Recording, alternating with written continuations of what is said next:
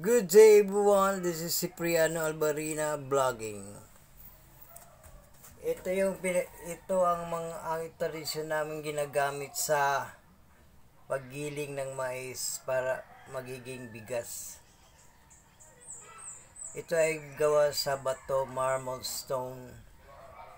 It was being made since time immemorial, used by our forefathers before, and until now we use it here in my hometown, on almost all Visayan region, here in Bonbon, Oslo, Cebu, Philippines. This is it.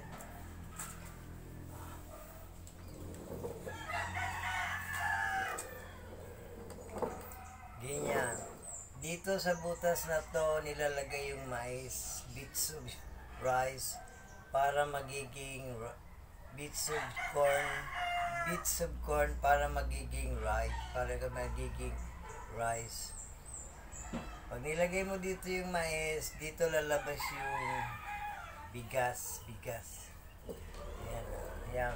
Pag inikot mo ng ganon, dudurog na yung corn, magiging bigas na yon.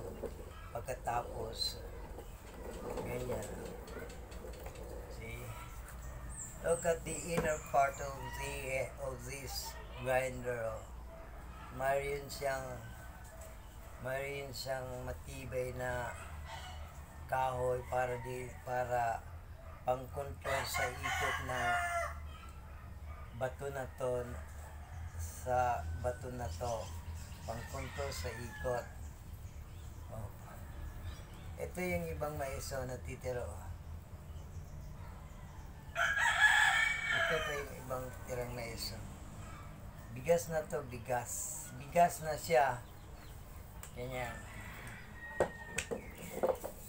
Oh. Pag nilagay mo yung corn dito, once you put corn here at in this hole, sasabayan mo ng ikot ganyan.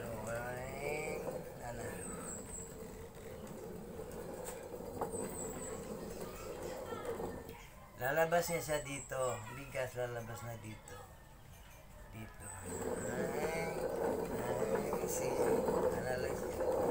Pag binilisan mo, magaan lang siya. Pang muscle kuhan. Pwede pang muscle, pang palaki ng muscle. See? Ganda sa... Ito ang tradisyon na ginagamit noon pa man ng mga ninuno namin.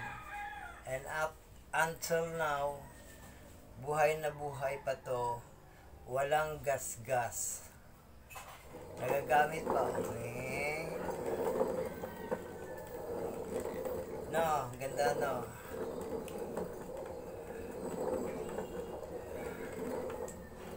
See? Pag inalagaan mo yung gamit, gaano man katagal ito, magiging useful pa rin up to the next generation to come ng mga pamilya namin. At yung ibang gustong maggiling dito, pwedeng manghiram basta may bayad. Pwedeng manghiram ng neto basta may bayad. For maintenance. Okay? Again, this is Cipriano Albarina vlogging.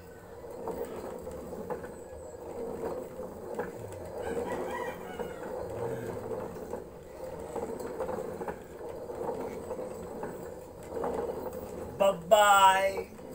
This is Cipriano Albarina vlogging of Bonbon, Oslo, Cebu, Philippines.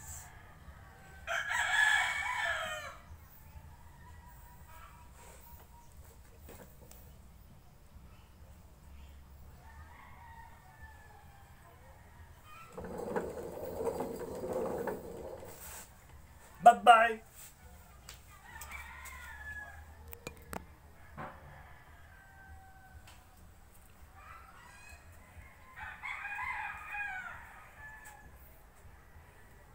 native house.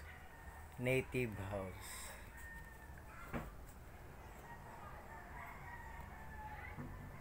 This is Cipriano Albarina again, vlogging. Bonbon Oslo, Cebu, Philippines.